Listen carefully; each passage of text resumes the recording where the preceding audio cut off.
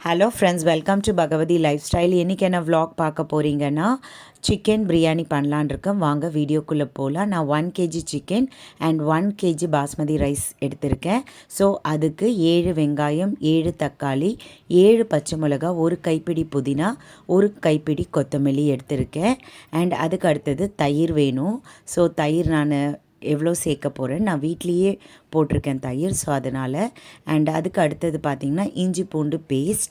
And அதுக்கு அடுத்தது நம்ம எப்பயுமே ஸ்டார்ட் பண்ணுறதுக்கு முன்னாடி பாஸ்மதி ரைஸை வந்து ஊற போட்டுருணும். ஸோ சிக்கன் பிரியாணி பண்ணும் போது மட்டும்தான் ஃபஸ்ட்டே நம்ம ஊற போட்டுருணும். மட்டன் பிரியாணிக்கு அந்த மாதிரி செய்யக்கூடாது. அண்ட் அதுக்கு அடுத்தது நான் 1 கேஜி சிக்கன் எடுத்திருக்கேன். பாருங்கள் எவ்வளோ எலசாக சூப்பராக இருக்குது.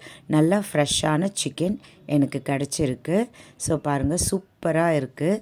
அதுக்கு அடுத்தது நம்ம பேன் வச்சுக்கணும். ஹை ஃப்ளேமில் வச்சுக்கோங்க. அண்ட் பேன் வச்சுட்டு நம்ம வெங்காயத்தை போட்டுடணும். நான் வந்து எண்ணெய் ஊற்ற மறந்துட்டேன். ஸோ எங்கள் அம்மா கொஞ்சம் டென்ஷன் ஆகிட்டாங்க, இன்னும் எண்ணெயே ஊற்றலையா அப்படின்னு சொல்லிட்டு.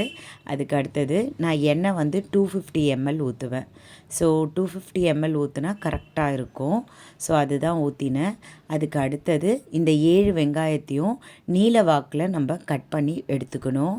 ஸோ எண்ணெய் ஊற்றிட்ட உடனே வெங்காயம் ஆட் பண்ணணும். வெங்காயம் ஆட் பண்ணிவிட்டு நல்லா இந்த வெங்காயம் நல்லா ப்ரௌனிஷ் கலரில் பொரிஞ்சு வரணும். ஸோ கோல்டன் ப்ரௌன் கலரில் பொரிஞ்சு வரணும். இந்த 3 வெங்காயம் எதுக்குன்னு பார்த்தீங்கன்னா, நான் ரைத்தா பண்ணுவேன். ஸோ அதுக்காக தான் இந்த 3 வெங்காயம் நான் வச்சுருக்கேன். அண்டு நல்லா வந்து வதக்கிட்டுருக்கணும். அது கோல்டன் ப்ரௌன் வர்றது வரைக்கும் நம்ம வதக்கிட்டுருக்கணும்.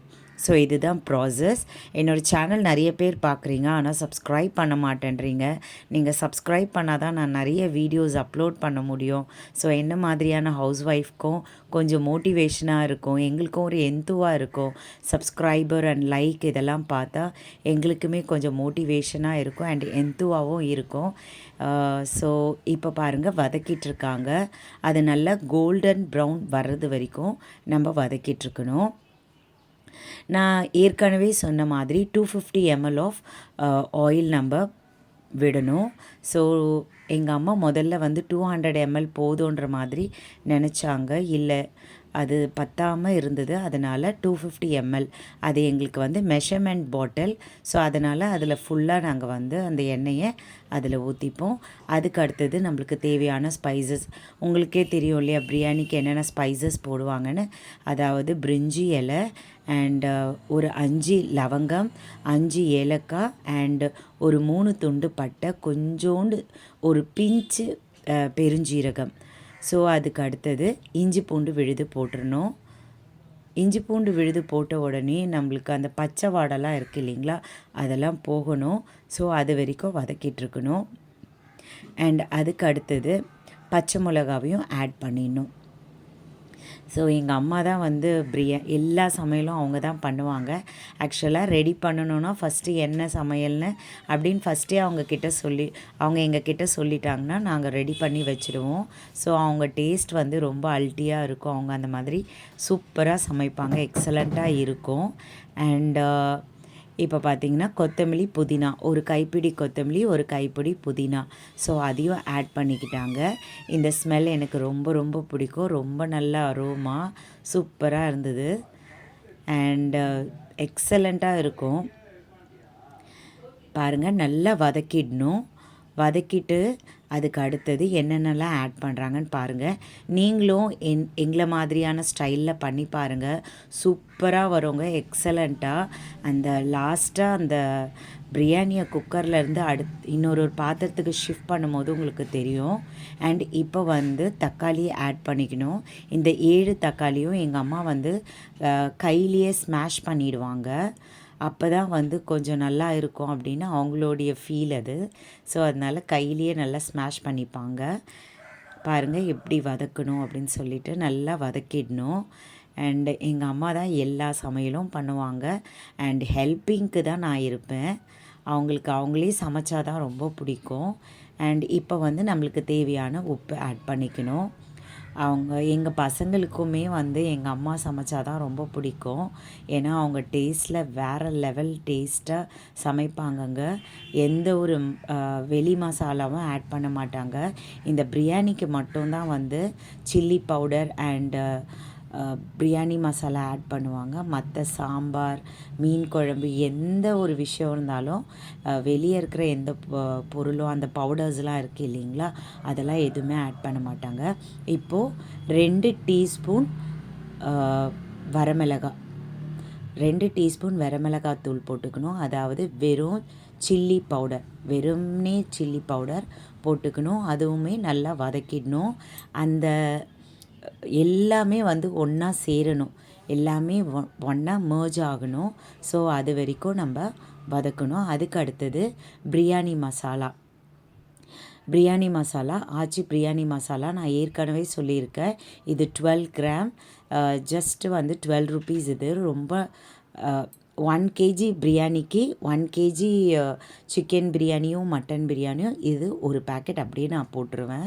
ஸோ இது முழுக்க முழுக்க எங்கள் ஸ்டைல் ஆஃப் பிரியாணி.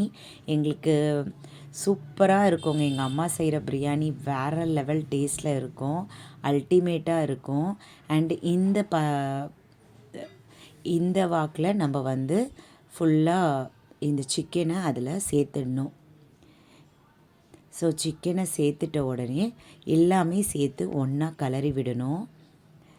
ஸோ எங்கள் அம்மா பார்க்குறாங்க நான் வீடியோ எடுக்கிறேனா இல்லையா அப்படின்னு சொல்லிட்டு. ஸோ அவங்களுக்கு ரொம்ப ஆசை. ஆக்சுவலாக நான் நிறைய வீடியோஸ், லாங் வீடியோஸ்லாம் என்னோடய சேனலில் அப்லோட் பண்ணியிருக்கேன். உங்களுக்கு விருப்பம் இருந்தால் போய் பாருங்கள். நிறைய சூப்பரான வீடியோஸ்லாம் அப்லோட் பண்ணியிருக்கேன். என்னால் என்ன முடியுமோ, ஹவுஸ் ஒய்ஃப் ஆக இருக்கிற எங்களை மாதிரியான ஆட்கள் என்ன முடியுமோ அதெல்லாம் நாங்கள் வந்து அப்லோட் பண்ணியிருக்கோம். ஸோ என்னுடைய லாங் வீடியோஸை நீங்களும் பார்த்து என்ஜாய் பண்ணணும். அண்ட் பாருங்கள், கலர் எவ்வளோ சூப்பராக இருக்குது. அந்த எண்ணெய்லாம் பிரிஞ்சு மேலே அழகாக வருது. சூப்பராக இருக்குது பாருங்கள். இப்போது இந்த தருணத்தில் நம்ம வந்து தயிரை ஆட் பண்ணிக்கணும். 2 டேபிள் ஸ்பூன் தயிர் வந்து நம்ம ஆட் பண்ணிக்கணும். டீஸ்பூன் கிடையாது, டேபிள் ஸ்பூன்.